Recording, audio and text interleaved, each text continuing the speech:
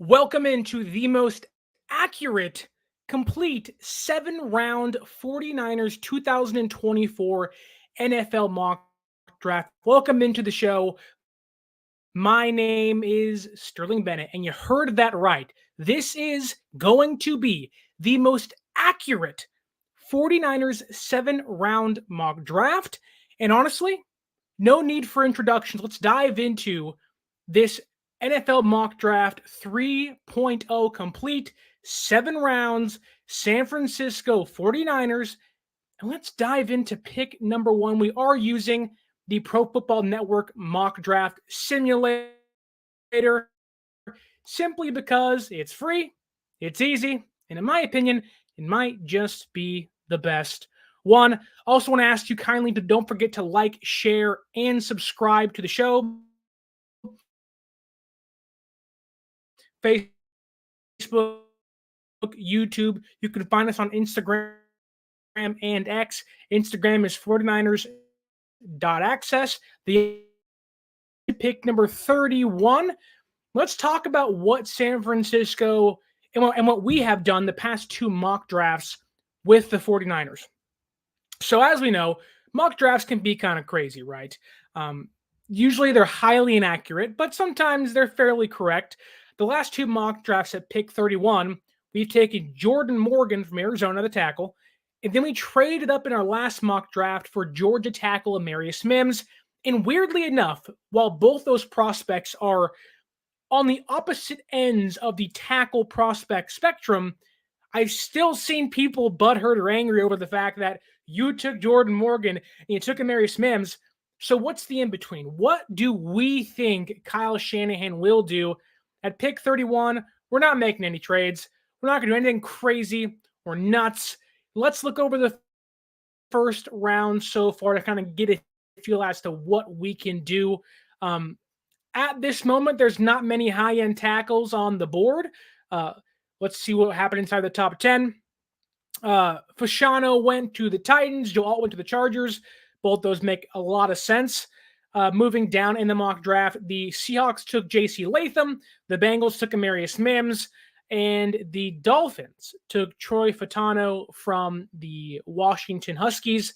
And Talise Fuaga from Oregon State went to the Green Bay Packers, while Tyler Guyton went 30 right in front of us, leaving us in kind of an awkward situation because if you are the Niners, you clearly need to improve the offensive line. Hence, why we've done that twice in our first two mock drafts. You have to improve your offensive line. So who do we have here on the offensive line to take potentially? Well, you're not going to take Christian Haynes. You're not going to draft Cooper Beebe from Kansas State here. So let's go to tackle. You have old reliable Jordan Morgan still on the board. Kingsley Suamataia is still there from BYU. Those are the tackles. Or you can go on the interior where Graham Barton from Duke is still on the board. And the great thing about Graham Barton is he can play guard. Eventually, if you'd want to in a year or two time, once Jake Brendel is maybe gone, released, maybe even retired, he can then become your starting center, and take over that role. But let's go to Old Faithful, not Jordan Morgan. Let's go to edge rusher. Because San Francisco, for whatever reason, has their eyes on Marshawn Kneeland. Now, for a first-round pick, I have no idea if that's the case for them, but according to Sportskeeda, I'm forgetting his name, but they said that San Francisco, because they went and signed Yetur Gross-Matos and signed Leonard Floyd, that they're out on Marshawn Kneeland, that he's off their board completely. The idea that San Francisco bought two stopgap edge rushers for 2 years, maybe 1 year, if all things go poorly, they're not going to draft an edge rusher at pick 31 is a wild thing to say because San Francisco has had starters at edge rusher before and still made that a priority for them. I don't think because they've signed Floyd or Yetur Gross-Matos that all of a sudden Marshawn Kneeland, who again, they are apparently enamored with, is off their board. So let's talk about him now before we get into some defenders and whatnot.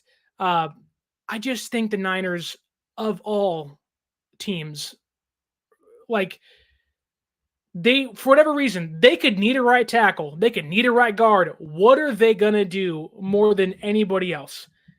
They're going to go for the right tackle or for the edge rusher. It's just who they are in their nature. Trenches out's the mindset. In this case, you like them to prioritize right tackle, but it just feels like that edge rusher might be where they go at pick 31. So Marshawn Nealand at this moment, according to Dane Brugler from The Athletic, first or second round pick on Pro Football Network's big board. He's listed at 74. So to them, it would be a stretch, but he's 6'3", 268 pounds, has insane get off.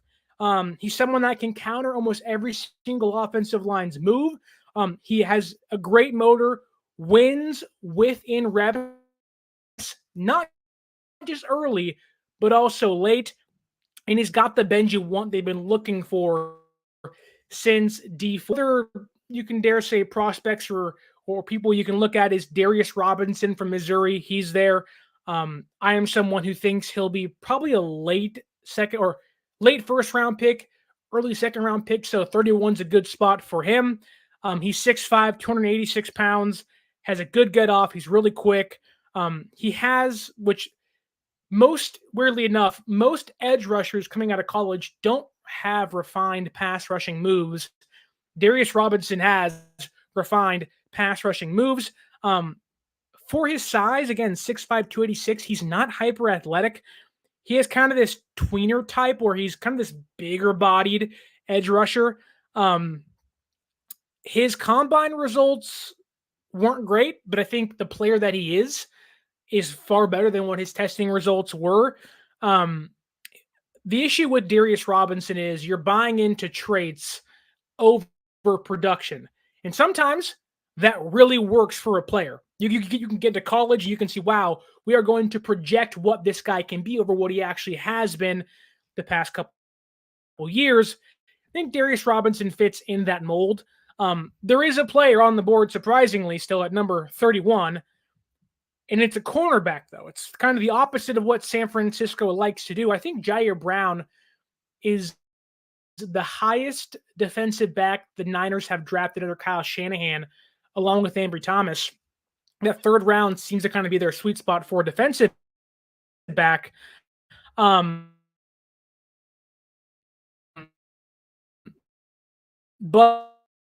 Kool-Aid McKinstry is on the board at pro comps. The one I've read the most about is Jalen Johnson from the Bears, which, if you know San Francisco, they tried to get him this past season during the trade deadline. So getting a younger player that could become that one day, I think would just wildly – it would honestly blow my mind that if you can't get your right tackle, you can't get maybe the edge rusher you like. If Kool-Aid McKinstry's on the board, there's a definitive conversation happening of should we go and get a cornerback this early, quote unquote early, in the draft at pick 31. He has really good ball skills. He is phenomenal at jamming receivers on the line of scrimmage. He's got average speed, unfortunately, but the way he uses his arms and his hands are just incredible. He's someone that he has kind of like this. He has the softest touch. Usually when you define a player as Charmin soft, it's a negative thing. In regards to Kool-Aid McKinstry, the way he uses his hands are Charmin soft, because he can almost guide and direct corners without getting flagged. He's not coming lightly guiding them to where he wants them to go off their route, which again kills plays, destroys plays for the cornerback in zone coverage. But I do think a player like that would benefit from playing in San Francisco's defensive line. He's someone that, if you're looking for what the Niners defense, like the traits they look for, is physical, good tackler, likes to play the run, someone who doesn't get rattled under pressure. Like if I put Kool-Aid McKinstry opposite, I don't know, you insert Jamar Chase, Justin Jefferson, he's not going to get shook. He might get beat, but the moment's not going to be too big for him, which I do think at pick 31, as Cooper DeJean goes to the Lions at pick 29, unfortunately, Rene Rodriguez. You asked about Cooper DeJean. Let's say he's there at 31. Let's talk about him for a second. He's 6 foot, 203 pounds. Excellent tackler. Excellent run defender. He has good speed, lateral agility. He is much better in zone coverage than man, but he still is good in man coverage. He can play cornerback. He can play safety. Of all the people on the board currently that are there, I think you have two options. Kool-Aid McKinstry's there, like are kind of off the board, or it's too early to take them, or you can go Graham Barton. So what do you prioritize here? Do you want a cornerback, a top flight one that can lock down the opposing team's number 1, number 2 receiver next to Mooney Ward for at least one more year? Don't forget, I think Ambry Thomas, Lenore, Mooney Ward, Samuel Womack, I think all of those players are off the books in 1 year's time. So if you're thinking ahead of, well, we can let Mooney Ward walk, re-sign Lenore, and we have Kool-Aid McKinstry, again, that's a next year conversation to be had. But when you're drafting in the first round, you have to think about, we can have this guy for 4 to 5 years. And if you're going to lose a player like Mooney Ward next free agency, is it worth taking McKinstry now and improving the offensive line, whether it's tackle or interior, later on in the draft? Again, this is a really tough decision because let's say this is the conversation at hand. Graham Barton, definitive starting guard, day one. You're not going to have to play John Feliciano once Aaron Banks is gone in 1 year's time. If he is indeed gone, Barton slides over. If Brendel's gone in 1 year's time, he can play center, and Barton can do it all on the interior for you and play wherever you need him to. Whereas McKinstry, you get him in now, you almost save yourself from having to whether sign a bigger contracts, knowing you have Brock Purdy coming up, Aiyuk hasn't been paid yet, or you just go for it completely for 1 more year and say, wow, we'll figure out the offensive line in rounds 2, 3, 4, 5, 6, and 7, and let's get our lockdown cornerback. This just goes back to the mantra of, if you were Kyle Shanahan, what do you like? Trenches or the exterior? I will say this. While Graham Barton, to me, is the best interior offensive lineman in this draft, I do think you can find starting caliber, at least in a year or two's time, interior guards and centers later on. Whereas McKinstry, I don't think you're finding a starting caliber outside cornerback in the second round, in the third round. I think either one of these guys, you're getting bona fide studs. Like McKinstry is a blue chipper, Barton's a blue chipper. This is tough though, because trenches out, or you're gonna go outside, then the trenches in. I think at this point in the draft, and I hate to say this, I do think the Niners would go offensive line over Kool-Aid McKinstry, despite how tempting it is. But I think San Francisco values what Barton would bring over the value McKinstry would add to the team. So let's go Graham Barton at pick 31. Either one of those players is a steal. Honestly, San Francisco, whether it's Barton or McKinstry, is improving a position of need. And you can argue which one is more of a need. I think there's a pretty clear answer there, and it is the offensive line. But as we sit here and wait for pick number 63 to come up, we made no trades so far, and we're just waiting and waiting and waiting. There's still a handful of players on this board, including cornerbacks, that you can get in round 2 or 3 that aren't going to be outside guys, but I do think could impact your defense immediately. A lot of picks that I like are going in second round, but let's see if the guy I want stays. Perfect. I think he's still there on the board for us. A lot of good players went in the second round, obviously, but Let's see if the defensive tackle is there on the board for us. That sounds dumb, but Michael Hall Jr. is waiting right there. Yes, yes, yes, and yes. Michael Hall Jr. is still on the board for us. We'll dive into him, but Dumpster Fire Dan has a question. Is Darius Robinson gone? At pick 31, he wasn't gone. But while I do think he'll be the late first round, early second round player, I do think that, like, looking at the board now, Marshawn Nealon is still there. I don't think he'll be there, but we can go Marshawn Nealon, who we already talked about, who San Francisco likes a lot, or you can go Michael Hall, who I think at this point, like, Chris Jenkins hasn't gone yet, right? Defensive tackle from Michigan, Braden Fisk, who we picked the past 2 drafts in this exact spot, hasn't gone yet either. But I looked into Michael Hall this past weekend, and oh my goodness, did I love what I saw.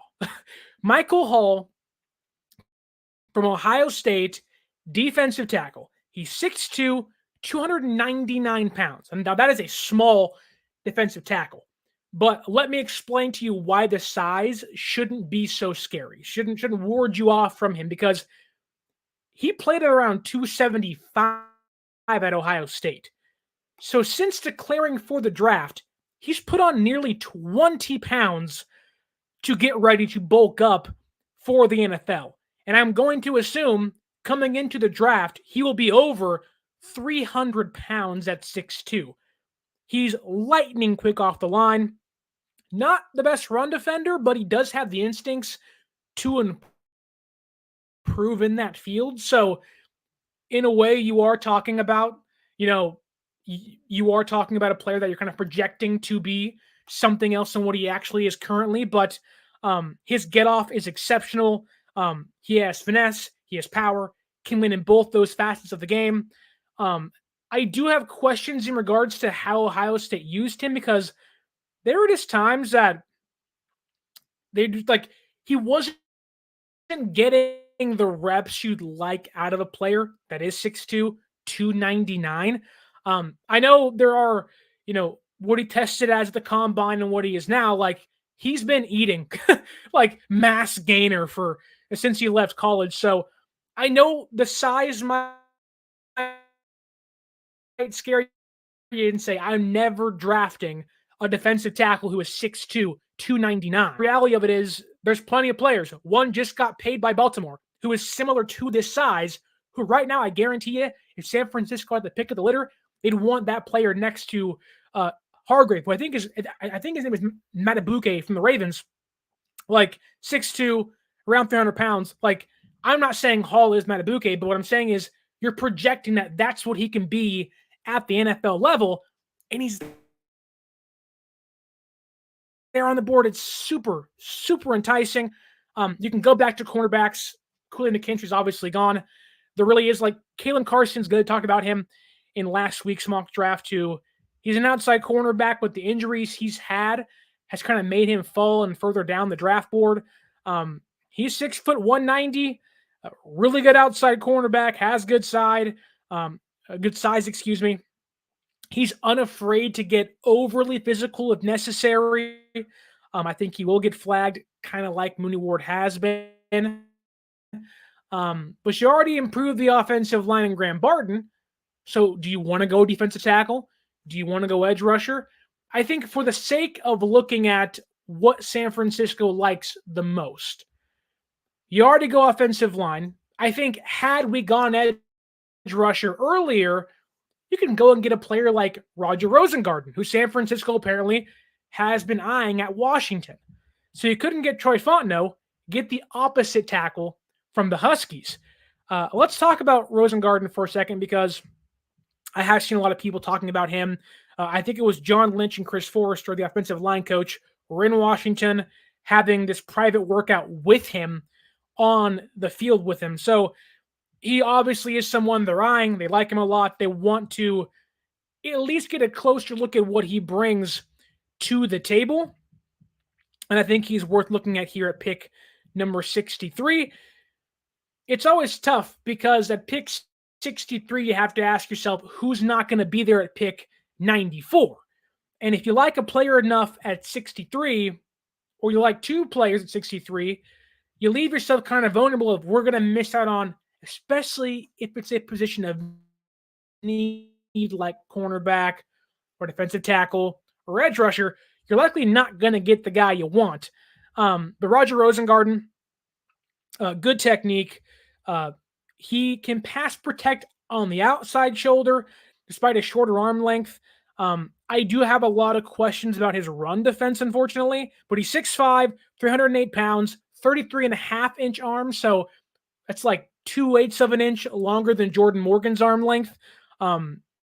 Joe Staley, obviously Niner legend, apparently has been training Rosengarten, so there are some ties there with the organization. He had the fastest 40 time at 4.92. Excellent footwork in the short area. Highly effective in the zone blocking scheme, so I'm sure Kyle Shanahan's like, get me that guy in the building. He does need to improve his anchor and his core strength. There just really isn't much play strength there when I think of going up against Myles Garrett's, going up against the top echelon edge rushers in the NFL. I think a bull rush could destroy him, which brings you back to Mike McGlinchey a couple years ago. His pad level was sometimes inconsistent, but I do think Kyle Shanahan, when watching him as a run defender, or excuse me, in the running game, I think his ability to climb to the second level would make Kyle Shanahan say yes, yes, yes, and yes.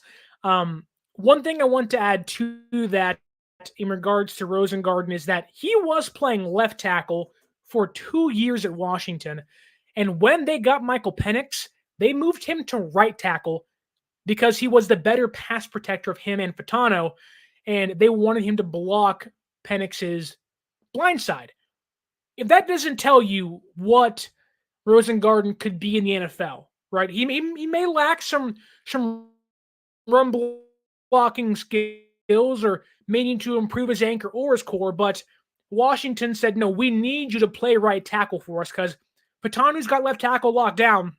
You have to play right tackle to block Penix's backside or blind side, which I guess is also his backside.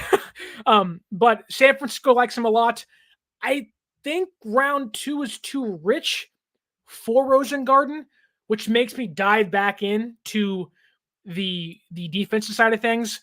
I think cornerback is too rich. Mike Samer is still there. Andrew Phillips is still there.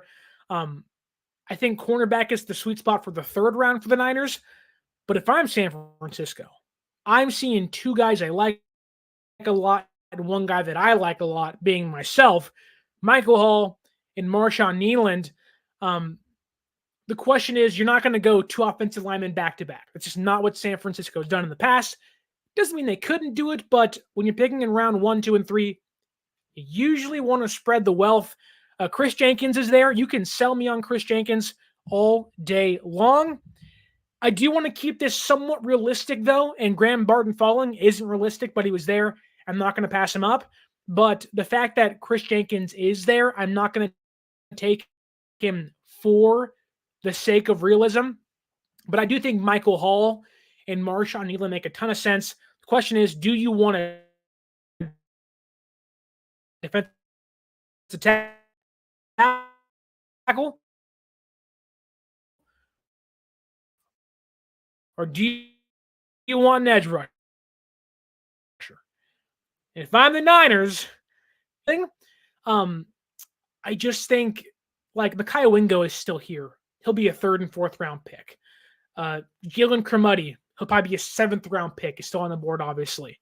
Like there are some guys I do think you can get later in the draft, but Michael Hall is so enticing. So enticing. He's on the freaking thumbnail for a reason, right? But I do think San Francisco would go Marshawn Kneeland here, edge rusher out of Western Michigan. And I think it just fits what they want to do, what they like to do. And now you have an interior offensive lineman in Graham Barton. You got in your edge rusher in Marshawn Kneeland. We've let one of my favorite players, Michael Hall Jr., slip past us. Now we're going to cry, but we pick soon again. So you've gotten your right guard, your left guard, center of the future.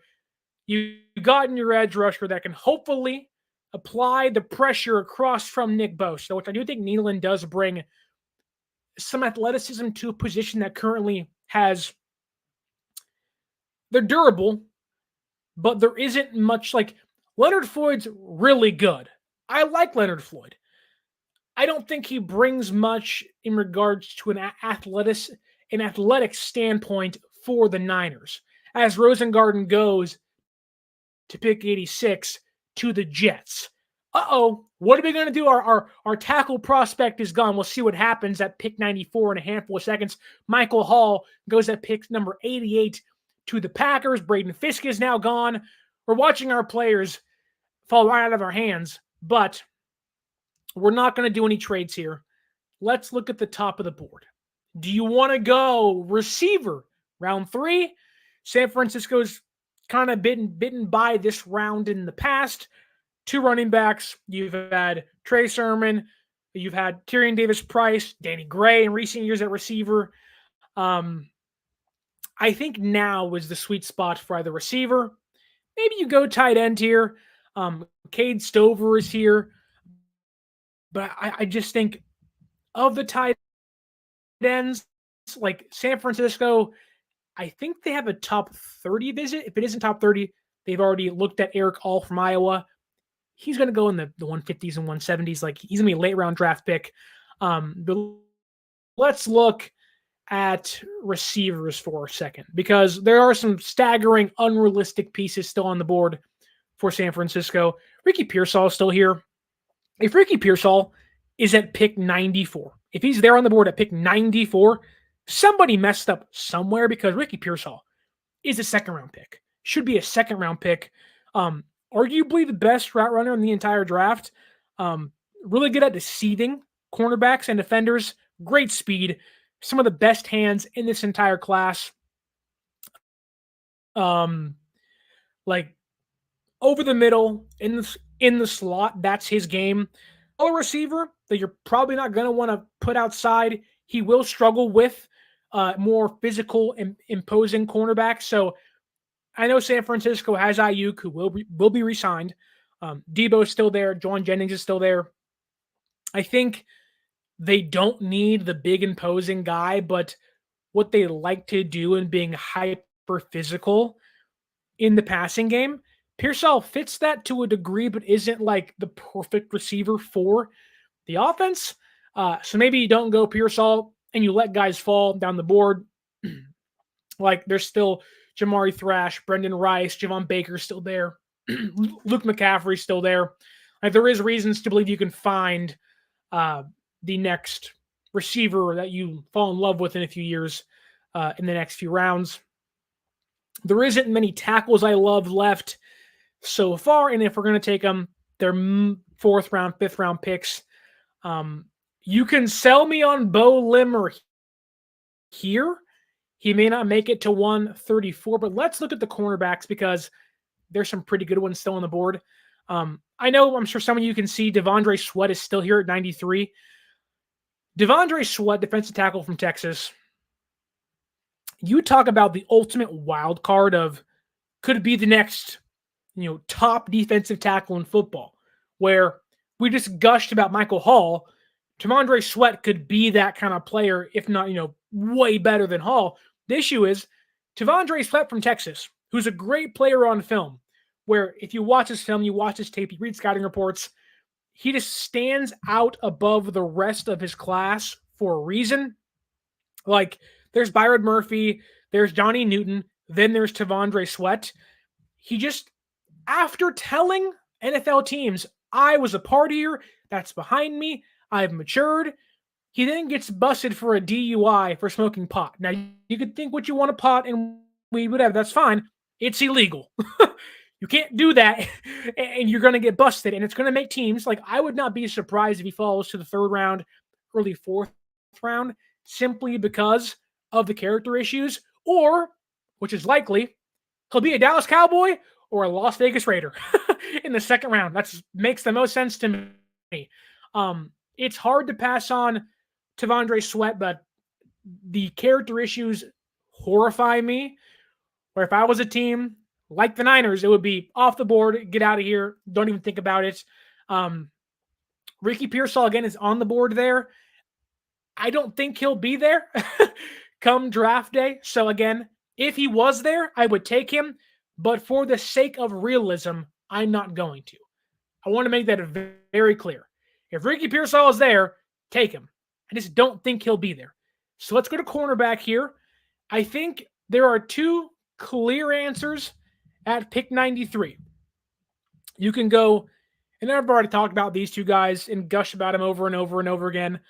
Mike Sainristil from Michigan, nickelback. If you want to have Lenore play the outside, again, San Francisco does not have a second nickelback. I know they signed Rock Ya-Sin. He plays outside. And let's be honest here. Rock Ya-Sin is not good. Everyone was talking about, Rock Ya-Sin will be this team's third cornerback, fourth cornerback. He'll be lucky to make the team. And I hope he does. If he does, that means he played better than what his past has shown. There's a reason the Colts didn't re-sign him. There's a reason the Raiders didn't re-sign him. There's a reason the Ravens didn't play him. Like, Rock Ya-Sin is not a guy you go, he could be a player. Yeah, I mean, could he be? Sure. Everything has to go right. He has to defeat every single odd in his way to make this team. Whereas drafting a cornerback to play the inside is a much bigger need. Mike Sainristil, Andrew Phillips. There is a player that I also love. Kyrie Jackson is still there on the board. But let's talk about Mike Sainristil for a second. 5'9", 182 pounds. Slot cornerback, can be a day one starter, I believe. He can push Lenore to the outside and give you instant outside flexibility. Once you push Lenore out there, then you have both nickel backs on the field, and you can even take him off the field on base downs, right? He's frisky. He's explosive. When I talk to you about short yardage explosiveness, 1.54 10-yard split, 40-inch vertical, a 4.01 shuttle time. Incredible speed, quickness inside the short yardage. He's instinctive. He loves to tackle. If you point to a cornerback that is willing to just annihilate a receiver, a running back on a screenplay, it's Mike Sainristil. He is someone you probably wouldn't want shadowing Cooper Kupp, Puka Nacua. Like, he's not a great route mirrorer. He's not going to shadow somebody. It's just not going to happen. At least now, it's not going to happen. But I do think he has, despite being 5'9", under 185, he has the willingness to go after a tight end, a larger receiver. He's unafraid of contact, unafraid of physicality. So Sainristil makes a lot of sense. Andrew Phillips, also 5'10", 191, so a little bigger than Sainristil. Hyper physical, just this overtly, like, if I'm not, like, if he's not touching you, he's not guarding you. Like, he is so physical, he's going to have his hands all over you. He's hard to beat vertically. Unlike Sainristil, he can mirror routes extremely well. Good processor, can play nickelback. One thing about him that I like is he doesn't play grass. He plays receivers. When you talk about being a shadow or a route mirrorer, he is someone that can do that. Unlike Sainristil, who I would say don't guard Cooper Kupp, don't shadow Cooper Kupp, Phillips can do that, or at least you'd give him a chance to over Sainristil. Now, the big knock on him is, despite being 191 and being physical, he's not dense at all. I'm 6'2", 218 pounds. I ain't a fast guy. I'm a big guy, right? And I'm, big guy compared to the NFL. I could push him to the ground. He's light as a feather. Like, him in run defense could be a disaster. Now, I'm not saying that he couldn't be a shutdown cornerback, that he couldn't lock down nickel for you. Yeah, he definitely could. And there is a conversation to be had of, well, I don't have to tackle them if they never catch the ball. The issue is they're going to catch the ball sometimes on you, and you have to tackle. Andrew Phillips, for as much as I like him, I don't think I could trust him in run defense and being a great tackler. And for a team last year that's not going to have, or this year, excuse me, not going to have Dre Greenlaw. And last year struggled to tackle. As much as I love his coverage skills, I would not draft Phillips. Or if I did, I would certainly be a little more hesitant on rundowns. I would not play him in base downs. And maybe that's a chance for Isaac Yadam and Ambry Thomas. Maybe your Rock Sin to then come back on the field and play outside for you. And Phillips doesn't play on base downs where he's likely to see a run play. So all that said, I think the pick is pretty simple. Gonna go defense here, back-to-back defensive players. And we're gonna take Mike Sainristil from Michigan. Let me see if I have DJ James from Auburn. So right now on the board, you can see on YouTube or Facebook or Twitter, DJ James from Auburn is still on the board, ahead of Mike Sainristil on PFN's big board. He's 5'11", 170, extremely quick, sticky in coverage. But you get him out of position, he will yank and pull and get flagged all day long. He's an outside cornerback, not an inside guy. You have plenty of outside cornerbacks. I'm not saying don't add one, but Mike Sainristil, I think, just fits the San Francisco mantra of defense more than a James and a Phillips would. So pick 94, Mike Sainristil. Now we've reached rounds 1, 2, and 3. Things do, I don't want to say get interesting, but you now find yourself drafting in a place where anything goes. And to me, this is the best thing ever because rounds 1 and 2, you take the best player available. There were a handful of players, Pearsall, that probably ain't going to be there come round 3 that we didn't take for a reason because we want to stay realistic. But in round 4, 5, and 6, it's just you get the best player on the board, and that to me gets really exciting because you can find some real talent at like receiver and tight end and tackle in this draft. And even the edge rusher, like we have gushed about Javon Solomon, Javon Baker, and even Mo Kamara, two of those guys being edge rushers. Like, you know how much I love myself some Mo Kamara. He is, to me, like, I would not be surprised if he's climbed up teams, their big draft boards, 10, 15 spots. That's how impressive he is. I love Mo Kamara, but let's look at receiver here because you've gone defense twice. I think it would be important to then add your receiver on the board. Now you pick at 132, you pick at 135. I don't want to do trades, but I see Javon Baker and I see Luke McCaffrey on the board. Let's move to tight ends though, because tight ends are kind of this sweet spot here where you have a player like Theo Johnson and Jared Wiley and Jaheim Bell. Now I have completely taken Jaheim Bell from Florida State off. He's gone, erased. Never going to talk about him that much, but because you're here and you're kindly watching and listening, let's dive into Jaheim Bell for a split second, because I am someone who, when you watch him, when you read about him, just gives me nightmares because he's 6'2", 240 pounds. That is tiny for a tight end in the NFL. He can't be the inline tight end. He's an average blocker. He's not the receiver that his size would, like, if I told you 6'2", 240 isn't the blocker, you'd say, well, he must be a good receiver. No. No. He can't play at the line. He's a good athlete, but he doesn't he would have to be a special teamer to make any roster. Like last year, San Francisco took 2 tight ends.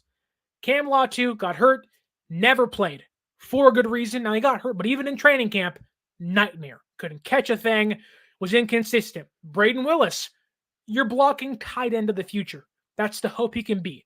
But he's young.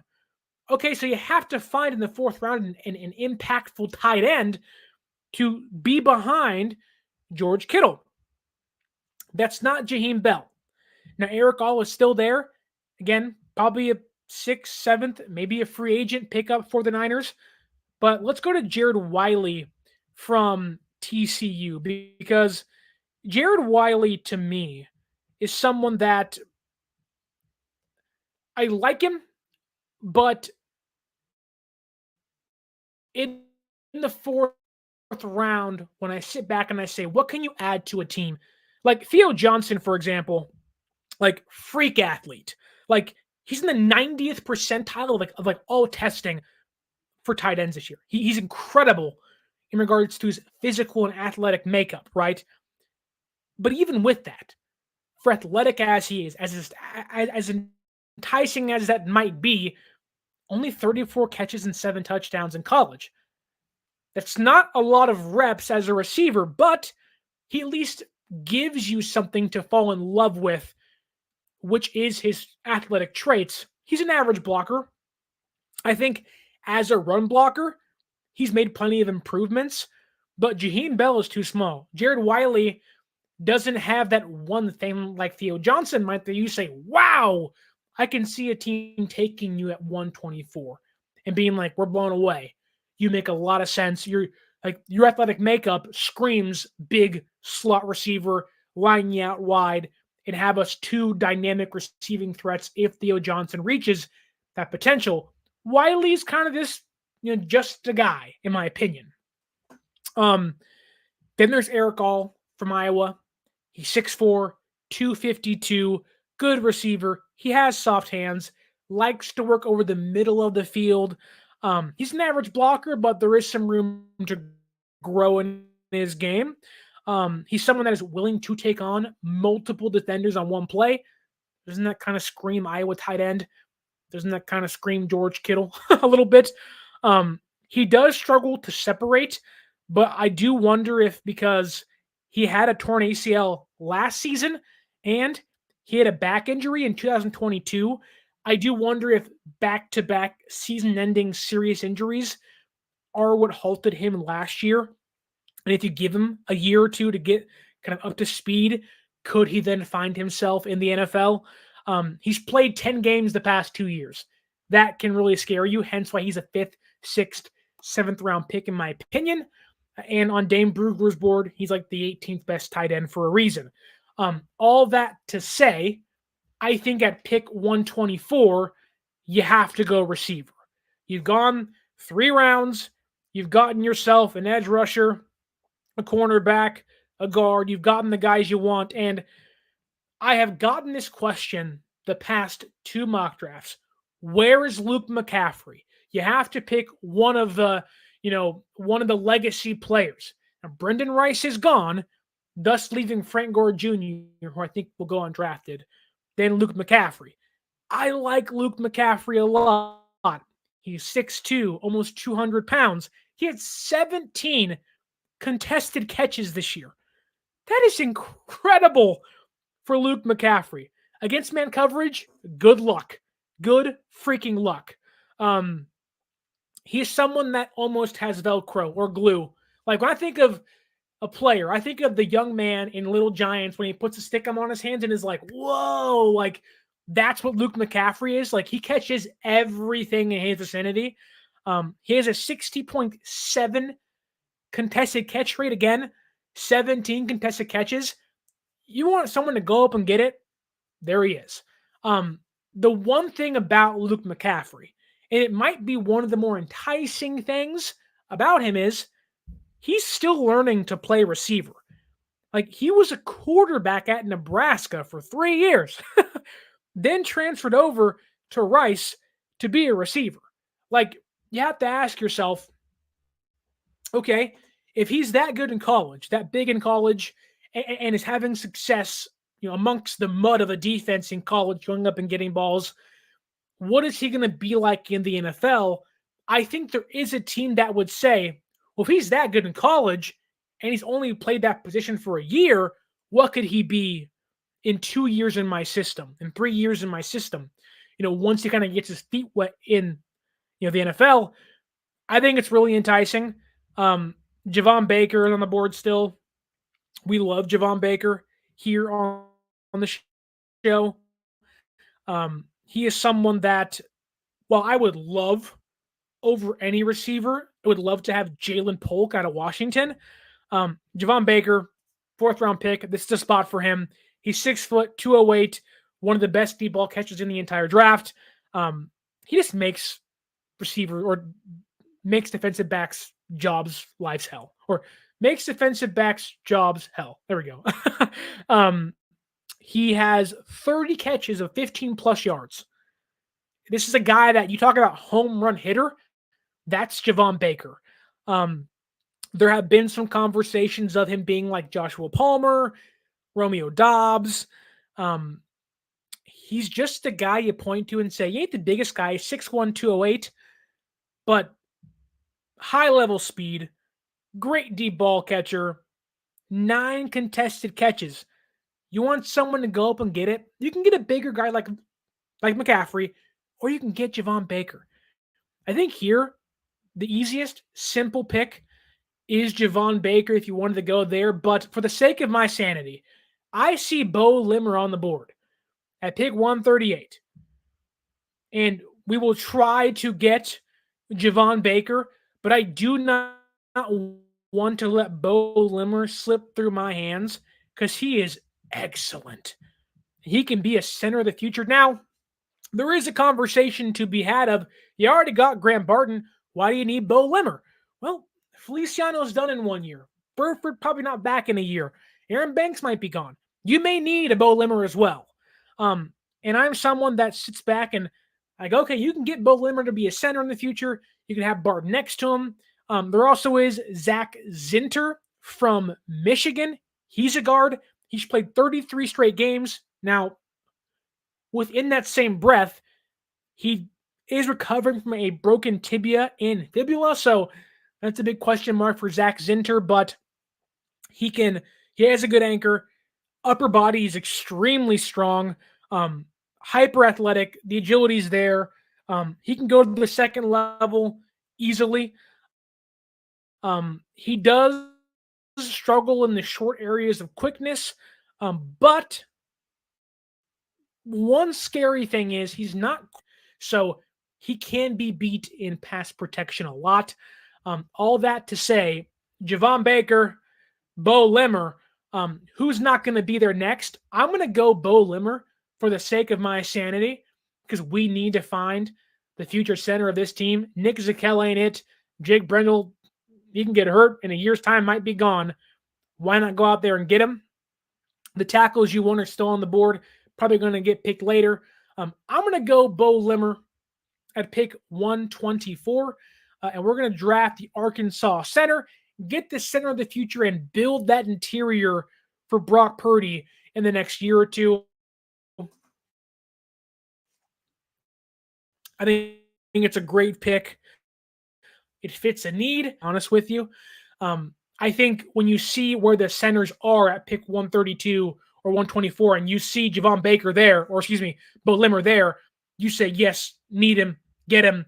You're running up to the draft podium and saying, Bo Limmer, Arkansas. Now, great time. You go get Javon Baker. Made this pick the last 2 mock drafts. Now you have a receiver. You have your burner. You have 2 interior offensive linemen. And you have 2 defensive players. And now you kind of have a luxury here. You pick at 176. You pick at 176, which is a long ways away, but you have 135. And sure, you can go and look at the safeties. Like, what else do you need? But again, like I stated earlier, you have a luxury of picking the best player available. And I think if I'm the Niners, Mekhi Wingo from LSU was there. And you didn't get Michael Hall. You don't get Devondre Sweat. And you're like, oh man, like we really need to get an interior defensive lineman on this team. I think Mekhi Wingo, for as nuts as it might sound, could start in 2 years' time. Now, there's a big if in that sentence because Mekhi Wingo, he's 6 foot, super small, 285 pounds. He's tiny, tinier than Michael Hall was at 6'2", right? I think Mekhi Wingo in 2-3 years' time, he's almost 300 pounds. When you talk about the ultimate, has instant leverage, is just a bowling ball, and can be an amazing pass rusher for you, I think in year one, he can be a role player for you on third downs, be a pass rusher. He had an 8% pressure rate last year for LSU. He's explosive. He's fluid.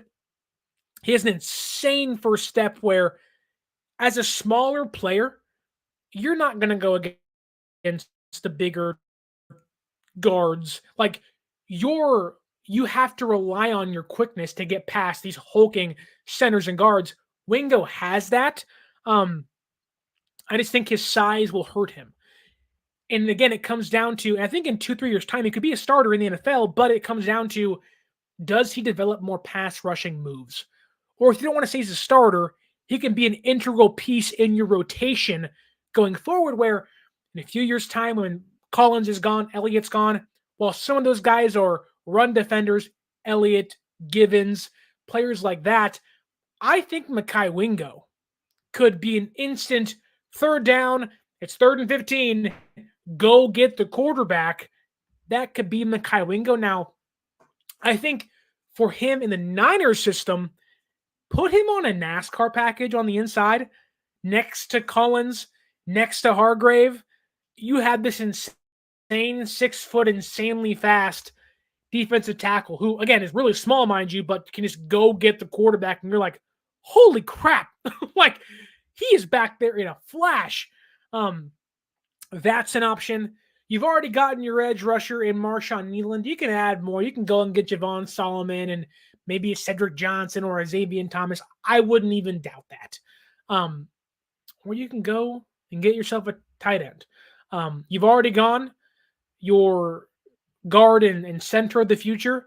I also think this could be a time where the Niners say, running back, 4th round. We've gotten our quote-unquote positions of need.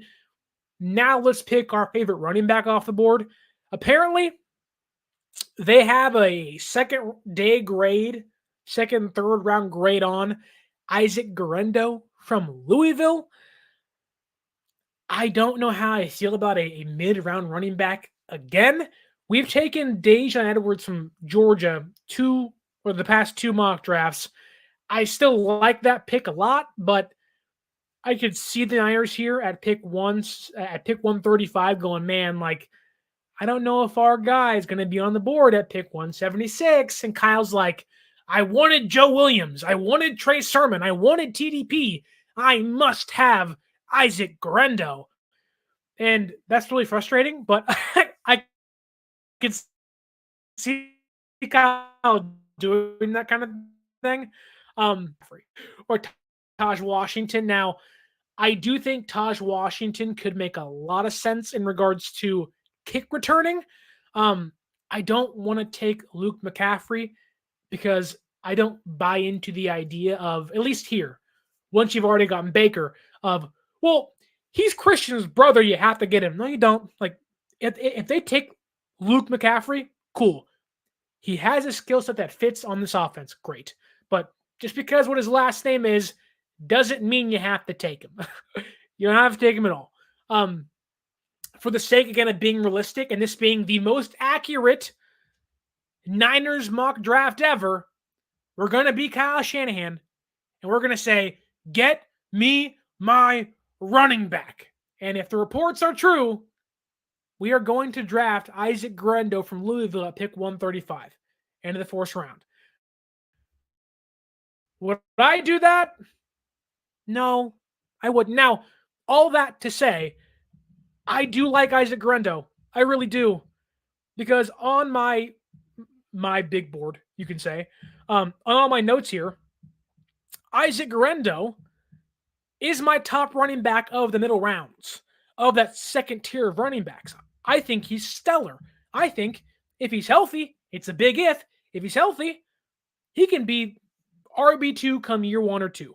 Um, he is a 4th or 5th round pick per Dane Brugler's The Beast on the Athletic. So the spot in which we took him makes sense, which makes me feel pretty good. But he can fight through contact. He lowers his pads. Excellent vision. Solid pass catcher. He's a pretty okay pass blocker. Insane speed, 4.3 speed. He's 6 foot, 221 pounds. Like he has the makeup to be an RB2 in this offense. He had 22 explosive runs in college on just 132 carries. So 6% of his carries were explosive runs. That's really impressive. Uh, Despite the 4.3 speed, though, he kind of does take a while to get going, which, like, he's not a player you'd say was shot out of a cannon. He's fast, and once he gets going, you're not catching him. But there is, like, it does take a little bit. He doesn't have the acceleration you'd want of a player that runs 4.3. You'd want that gone. Not that kind of player. He's not Sonic the Hedgehog. He builds up to his speed. Now, the biggest concern of him is the injuries. A lot of injuries to the lower half of his body. But if that doesn't scream Kyle Shanahan, high potential, injury history running back, that you just say, yes, like the past 2 running backs Kyle has drafted haven't really been scheme fits. Like when they signed Jerick McKinnon, people said, really? At least he was a scheme fit for what they wanted to do. Whereas Trey Sermon and TDP weren't really scheme fits in what Shanahan's offense is. Isaac Guerendo is at least a scheme fit. And if he reaches the potential, like everyone's saying, he's Raheem Mostert 2.0 if he can stay healthy. We saw what Kyle made of Raheem. Now, Raheem's played 8 years. He's been paid a handful of times. I don't expect Guerendo to be Raheem year 1. Mostert year 1. That's very rare. It took Mostert 5-6 years to find himself in the league.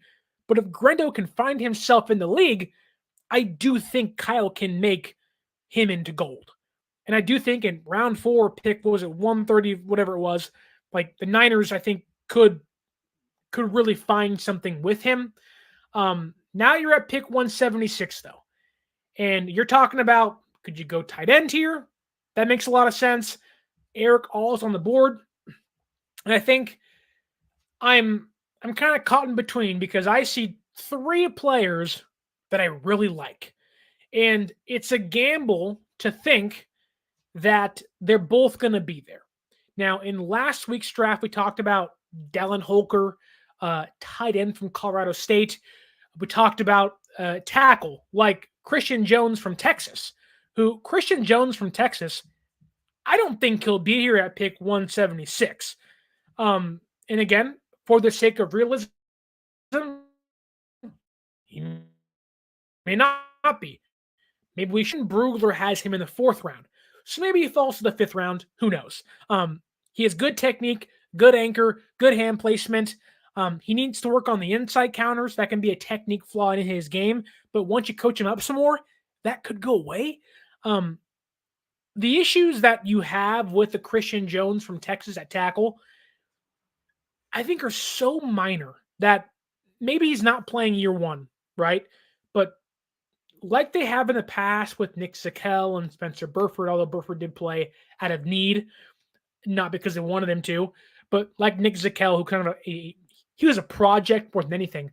But in between those 2 players, Burford, who they liked, 5th round pick, I believe, from UTSA, he was going to play tackle or guard. He had to pick.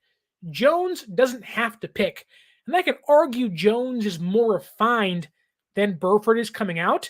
But then there is your tight end, where it's like, yeah, Eric All, who you got to have a tight end. Is he going to last to pick 211? Now, we could trade back up. I don't know if that's wise. All that to say, I think taking Christian Jones makes sense. Like taking a tackle, you'd want a top guy for sure. You want your Jordan Morgans. You'd want your, your Marius Mims, your Troy Fatanos. your Kingsley Suamateas, like those are givens. Now, there are some questions of are those guys guards or tackle? Sure. We got Graham Barton at pick 31. Phenomenal pick. It just ensures your entire inside. I think it almost makes Feliciano a backup again, makes Banks a backup, or maybe a case where Brindle becomes a backup. But you need to have Graham Barton on the offensive line. We took Bo Limmer, so we already have insulated the interior of the offensive line. I would hate to go into this coming year with no tackle, at least in the conversation of, can we at least get Jalen Moore off the team? um, McKivitz is fine. I think everybody could say he's fine. He's a C amongst right tackles. If he starts, you don't love it, but if he's there, you're like, you're not the worst thing in the world. Then you have Trent. I think taking Christian Jones and putting him at right tackle makes a lot of sense. I know on the board still is Caden Wallace from Penn State. The Niners have had their eye on him, but I just think Christian Jones, like I'm fighting between all and Jones. You got to have a tight end, you got to have a tackle. Which one do you value more? I think like I can talk myself in to taking Christian Jones over Eric All, but I don't know if All is going to be there any longer. I don't think Christian Jones should even be here on the board, which just, again, it makes the conversation tough to have because you want to be realistic. You want to pick the player that I believe, that you believe San Francisco should, but also will take in this spot. I honestly think San Francisco would take Eric All here. I think All will get picked later in the draft, which again adds more into the conversation of should I do this? I'll take Christian Jones because that's a position of need, a better player. I think at times on the high end could be a day 2 number pick. Like he could be a day 2 tackle if everything goes his way. And we're just going to hope and pray Eric All is still on that board at pick 211. I doubt he will be, but I do think Christian Jones, you've gotten 3 offensive linemen, you've gotten an edge rusher, like you have strengthened your team a lot on the interior as Eric All goes at pick 182. Thankfully, we've done the homework. We can go get a tight end later in the draft in the 6th and 7th rounds. But I think so far we have had a really good mock draft. There are some picks you can look at and say, I don't know, but Graham Barton at pick 31, Marshawn Nealand at pick 63, which some teams apparently have him in the first round, which we'll see if that's right or wrong. But then you have Mike Sainristil, starting nickelback, potentially day 1, pushes Lenore to the outside. Bo Limmer, future center and guard of the team, Javon Baker, Isaac Garendo, and now Christian Jones. You have really fortified, I think, your offense. And you've not only fortified the interior, you've added weapons to the running back room, to the receiver room, and you like to get a tight end, but they also gave Eric Saubert guaranteed money, albeit small. So I don't know exactly like what's going to happen there. Preferably, if I had things my way, and this was a Burger King commercial, I would take Ben Sinnott from Kansas State, but a 2nd round, 3rd round tight end doesn't scream the Niners, which is frustrating, but because like mock drafts in themselves are mainly for people like you and me to sit back and say, here's who would I take. This mock draft, the last 2 are kind of like that, but this 2, no. This is who I think the Niners should take or will take. Because this is, again, like the title says, the most accurate Niners 7th round mock draft out there. And so we're trying to make this as accurate as possible. Now, again, there are certainly conversations to have in regards to would that guy be on the board? How could you not take Ricky Pearsall in round 3? Want to know why? I don't think he'll be there. That's why. Let's go to the defense, though. We're back on the board. Pick 211. We pick at 215. So we pick in just 4 picks. Let's see what we can do. Because Jaden Cremutty's still there. You can take him later in the draft, I believe. Gabriel Murphy from UCLA is still on the board. Interesting. They had him at 250. Did he do something to get in trouble that I don't know about? Because Gabriel Murphy from UCLA, that low? That does not feel right to me. I think I have him in my. Yeah, he's 6'2, 246 pounds, had an 87.6 pass rush grade last year. Doesn't have the strength you want to push back an offensive lineman, but he's really compact. Quick feet. He can play standing up or have his hands in the dirt. He's not going to win in close quarters. He has literally, and when I say this, you're going to go, what? He has in the 0th, that's even a term, 0 percentile in regards to arm length. Like we're talking tiniest arms, like T-Rex arms for a defensive lineman who's 6'2", 246 pounds. The one thing I do like about him, though, is he has a plan. A lot of guys do not have a plan. He has a plan when he attacks the opposing offensive line. Really good run grade, 77.1, and an 18.4 pass rush win rate. Like, his build makes no sense with the arm length he has, but he wins. Again, you're kind of looking at length and saying, I'm just not sure. I don't buy into that. See if I have anybody else here we can look at. Like Miles Cole from Texas Tech is also here on the board still. He's 6'6", 280 pounds. He has insane length. He's 6'6", but he doesn't have the play strength you'd want for a player that is 6'6", 280 pounds. He's a 6-year senior out of Texas Tech. He's someone that is a project he would need 2 to 3 years to really flourish, but he gets off the ball quickly. He will give you high effort every single play. But when you look at his stats, like there's a lot of players in this draft that are either production heavy and you go, yep, they just get it done. There's also players where they have some production, but you're projecting of what they might be in the future and you're hoping what they can become. Miles Cole is 6'6", 280 pounds, yet he only has 300, only has 3.5 sacks. How at that size are you at least not overpowering smaller tackles, which you are the size of a tackle? You're 6'6", 280 pounds. You should at least be able to push them back and fight them off and get by them at times. Only 3.5 sacks? Really? He's someone that I've heard this term used. I think it was by Brett Coleman. And if it wasn't, it may have been by the NFL Stock Exchange guys. They talked about him being a one-step kind of player. And the way they described that was he completes step one, he beats the tackle, and then is like, what do I do next? And that to me feels like he tackle.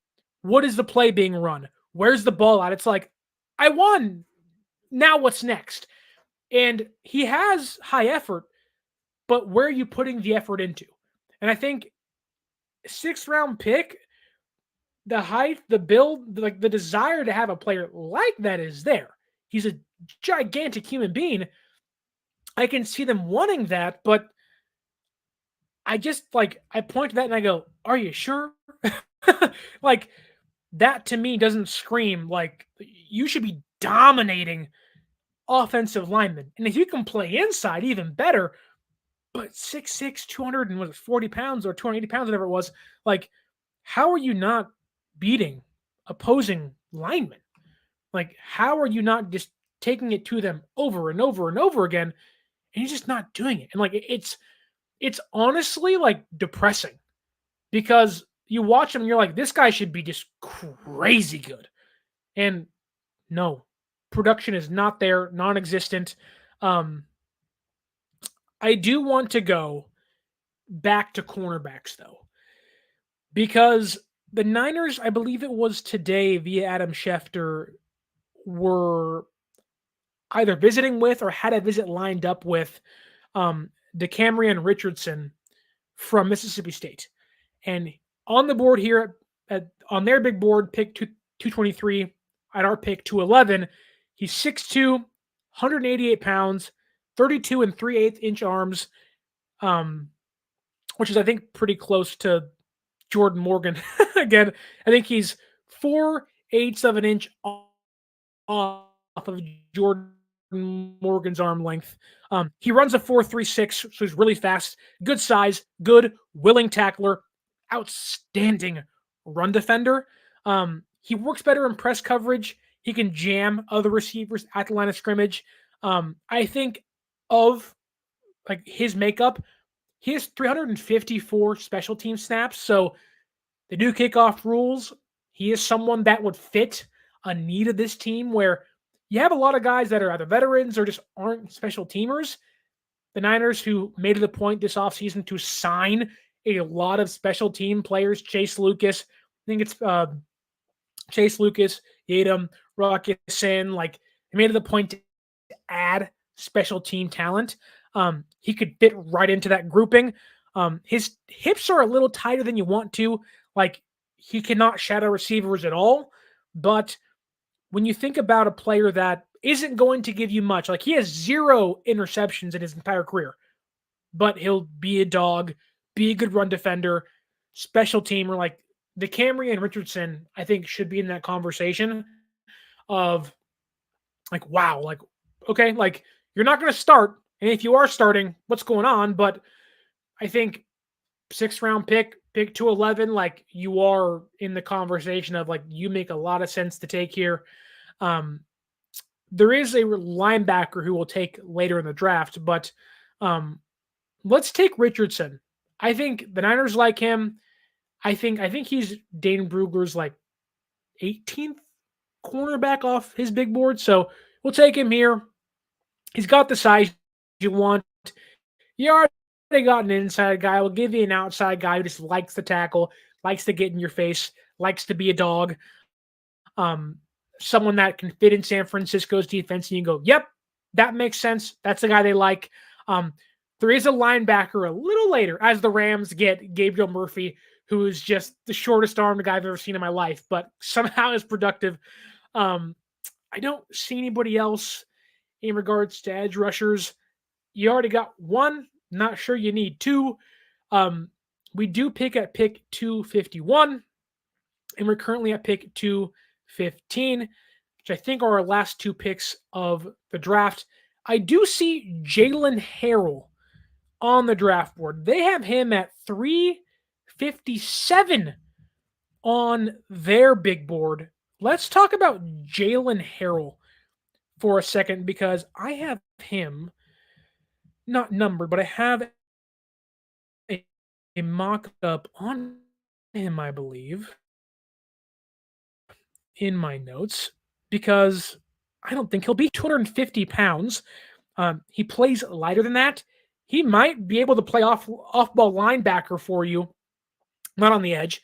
He had an 86 rushing defense grade last year, a 73.9 run defense grade last year, a near 19% pass rush win rate grade. He is someone that, if he wants to be a rusher, needs to play standing up. He has great speed. He can change direction. The way Michigan used him was really confusing because they didn't use him as an every down player, so he's probably not going to be that in the NFL.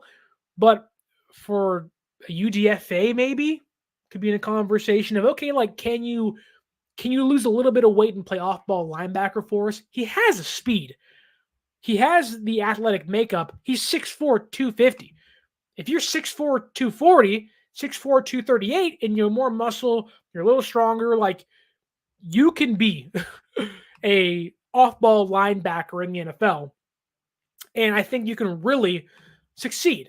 I also do want to talk about a one receiver for a second because there are 2 players I do want to take in this draft, and one of them is a receiver. We got Javon Baker as our speedster, and I do think this next player if we don't take him, but he could be a UDFA once it's all said and done. That's Josh Cephas from UTSA. Dane Brugler has him as a 7th round or UDFA, which makes sense to me. But he's 6'3", 185 pounds. A bigger receiver.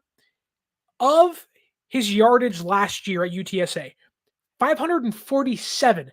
That's 52.1% of his yardage was off of Yak. He's big. He's 6'3". He's fast. He can make the first guy miss consistently. He's really good at going from a receiver to a runner.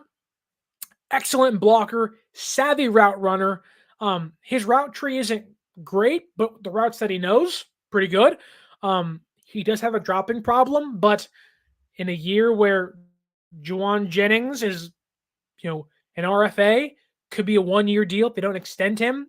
I could easily see a player like Josh Cephas. Like if I didn't tell you a name and I said has a dropping problem, which Juwan Jennings did and has had a couple times the last couple of years, but is an excellent blocker, loves to get yak. He's 6'3", makes the first guy missed, and is a good runner after the catch.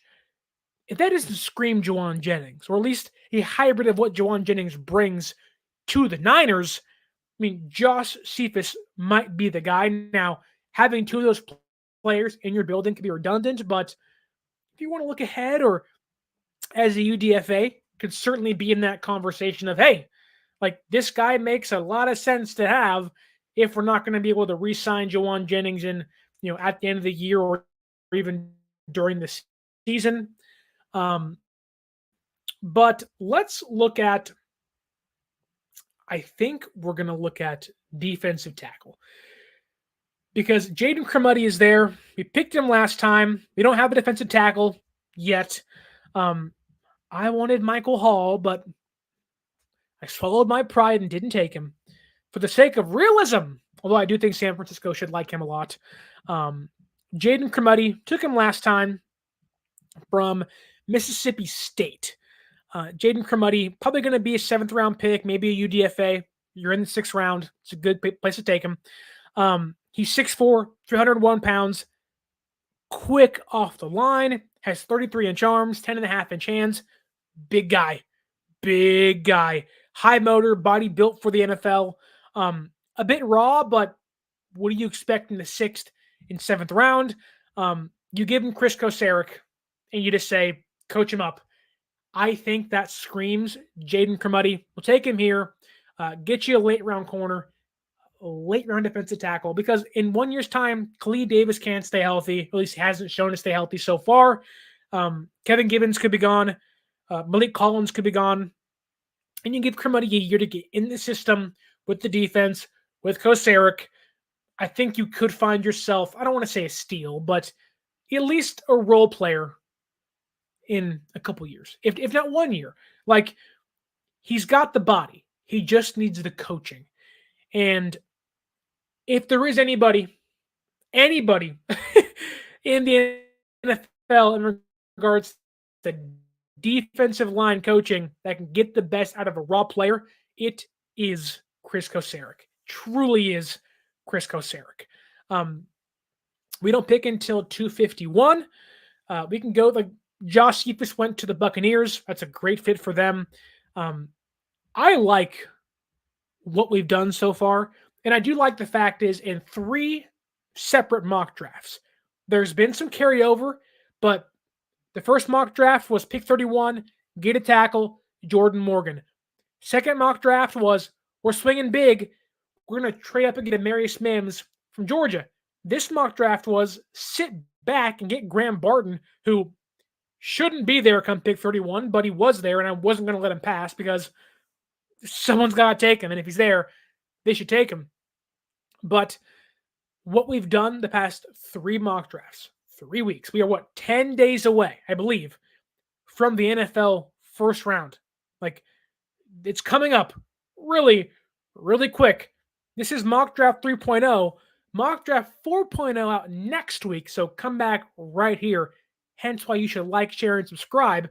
We can dive into even more prospects in 1 week time, but each mock draft has had similar picks, but they've also had a conversation of we did XYZ last time. We're going to do, let's say, Jaden Cromartie last week. Like the past 2 drafts, we've gone Javon Solomon and Mo Kamara. We just went Marshawn Nealon round 2, bang. We have the one edge rusher they like a lot. Hence why this is the most accurate Niners mock draft out there. So we have the edge. We have 2 cornerbacks. We have a defensive tackle. Not that we're looking at, like, we are taking the best player available on the board, but got running backs, got a receiver.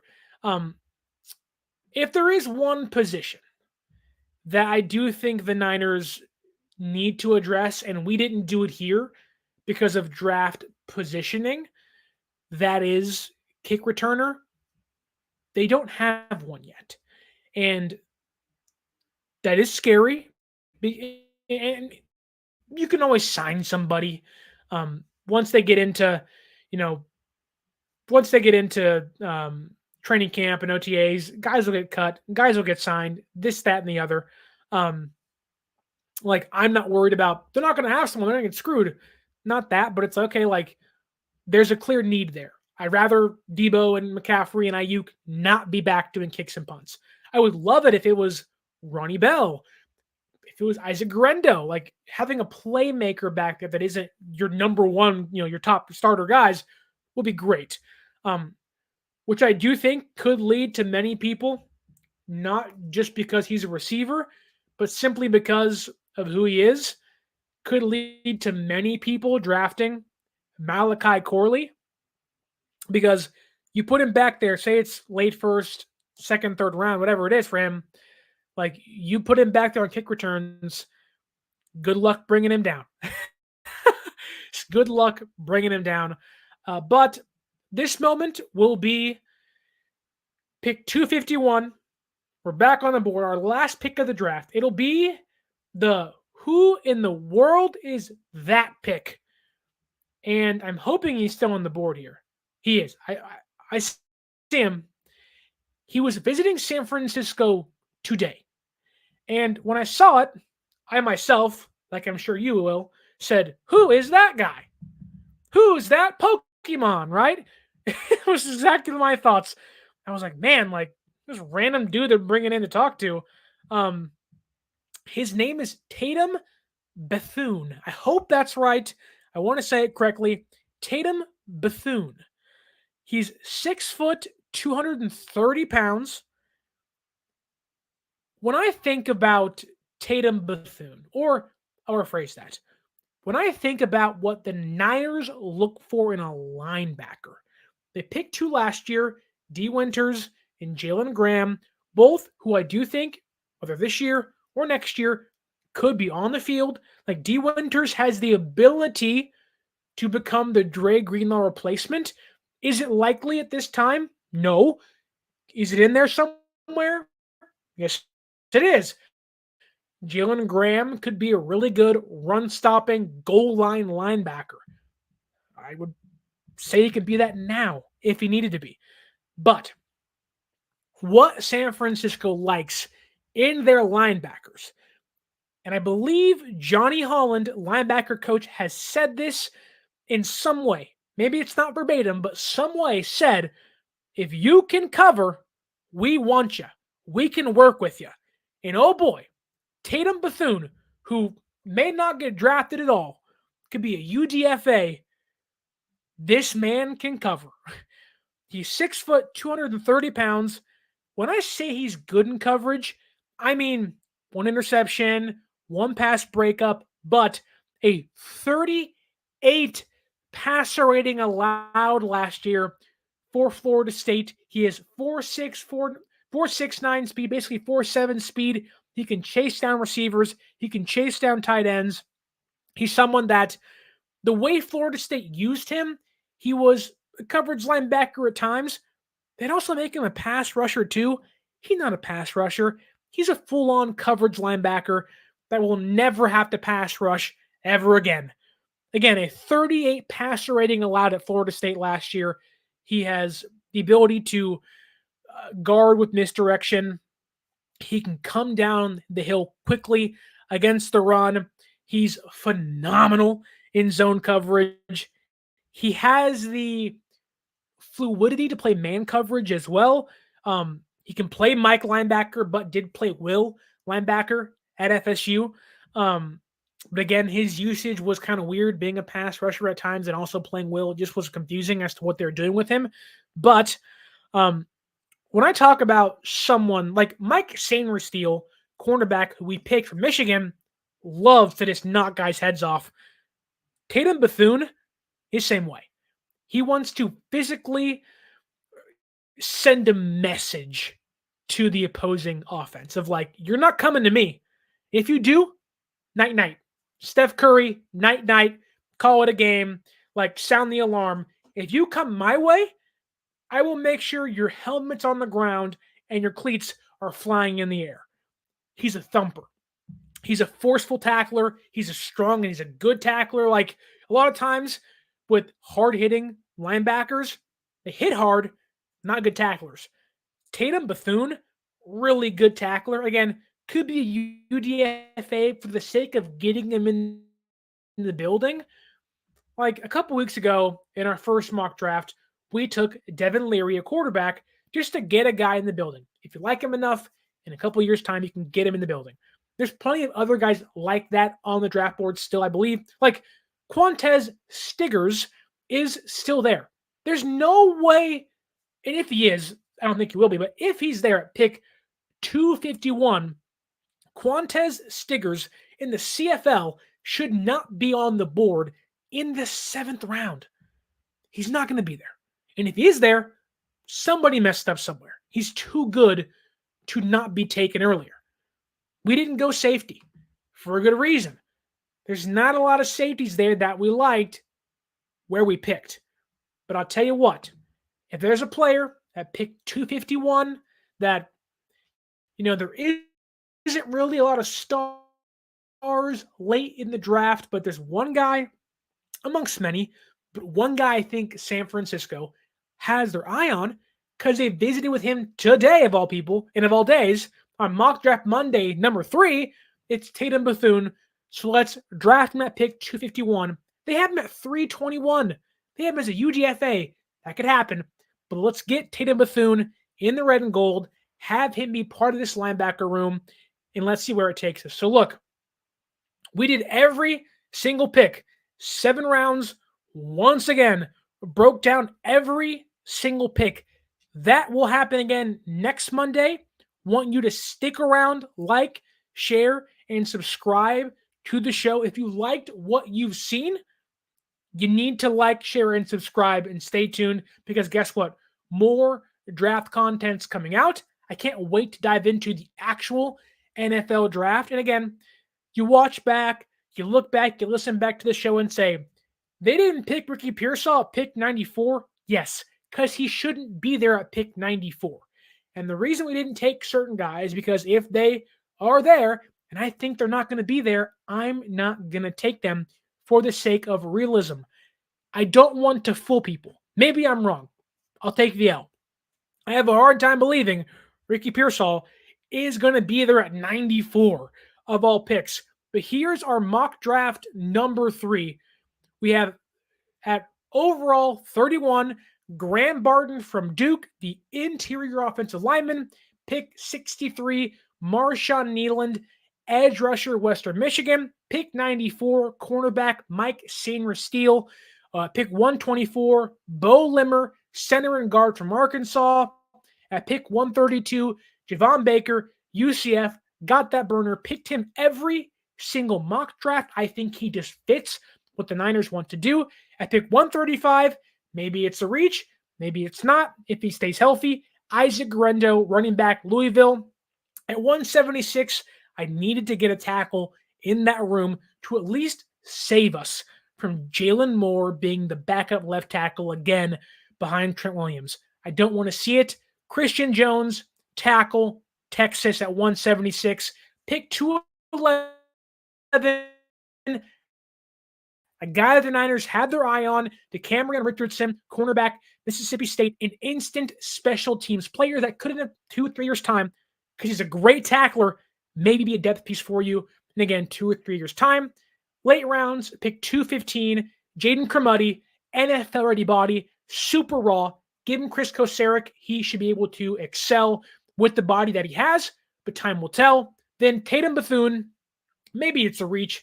Give me a great coverage linebacker behind Fred, behind Dre Greenlaw, behind Devondre Campbell, and maybe he outseats Winters and Graham and Demetrius Flanagan Falls, but you have to be able to find the diamonds in the rough.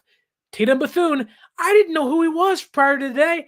They visited with him. I said, whoa, I understand why they like themselves some Tatum Bethune. But look, take the mock draft, take a mental picture, screenshot it. What do you think of this mock draft? Tell me down below in the comments, whether it's on Twitter